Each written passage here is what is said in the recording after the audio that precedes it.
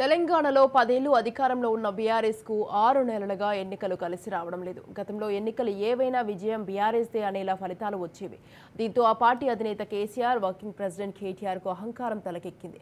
తాము ఏం చెప్పినా ప్రజలు వింటారు, తామేం చేసినా ప్రజలు నమ్ముతారు, ప్రజలకు మేము ప్రభువులం, తెలంగాణకే మేమే దిక్కు అన్నంతగా పొగరు తలకెక్కింది.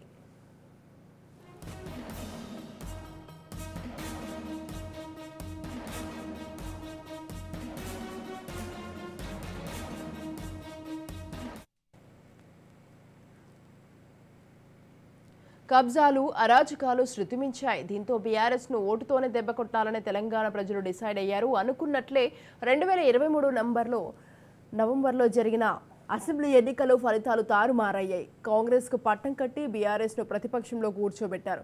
అసెంబ్లీ ఎన్నికల్లో ఓడిన తర్వాత కూడా బీఆర్ఎస్ నేతల్లో తలపొగరు తగ్గలేదు. అదే అహంకారపూరిత మాటలు మాట్లాడటం, తమ ఓటమికి తాము కారణం కాదని కాంగ్రెస్ తప్పుడు హామీలను చెప్పడం, ప్రజలు కాంగ్రెస్ కు ఓటు వేసి తప్పు చేశారని ఆరోపించడం, అధికార కాంగ్రెస్ పై మొదటి నుంచే ఇష్టానుసారం మాట్లాడడం పెరిగాయి.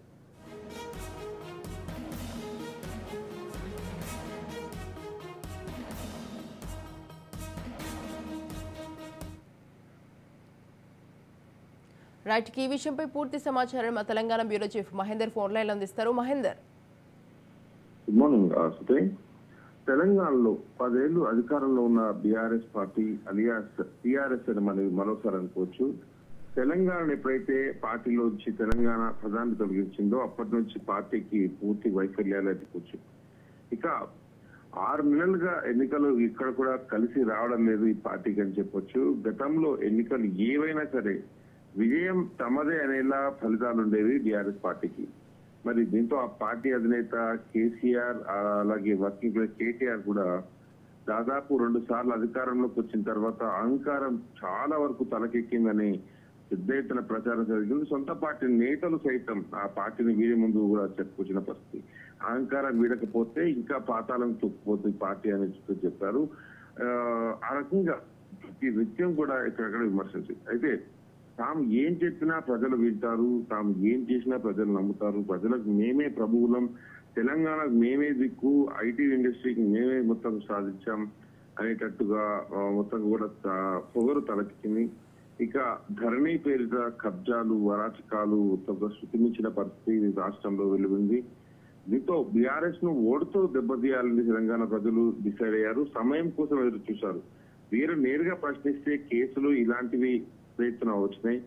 ఎక్కడ ఆ గురించి విమర్శించినా మాట్లాడినా దాడులు చేయించడం స్థానిక నేతలతో అలా కేసులు పెట్టి. సో ఇదంతా కూడా ఈ 5 ఏళ్ల దాదాపు 10 ఏళ్ల పాటు మొదట 5 సంవత్సరాలు పాలనకు ఉందైనా రెండవసారి మాత్రం ప్రజలు ఇట్లా పెరిగిలు బిగించి ఉన్నారు. ఎప్పుడు అవకాశం వస్తుంది, ఓటు అనే అవకాశం అయితే మా చేతిలో ఉంటుంది అని.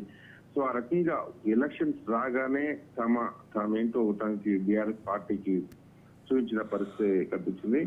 ఇక అందుకు తగ్గట్టు 2023 నవంబర్లో జరిగిన అసెంబ్లీ ఎన్నికల్లో మొత్తంగా కూడా పరిస్థితులు కూడా తారుమారయ్యాయి. కాంగ్రెస్ కు పట్టం కట్టి బీఆర్ఎస్ ప్రతిపక్షంలో కూర్చోబెట్టారు. అసెంబ్లీ ఎన్నికల్లో తర్వాత కూడా బీఆర్ఎస్ నేతల్లో తలపొగరు తగ్గలేదని చెప్పొచ్చు. అదే ధోరణి, అదే అహంకారపూరితమైన మాటలు మాట్లాడడం.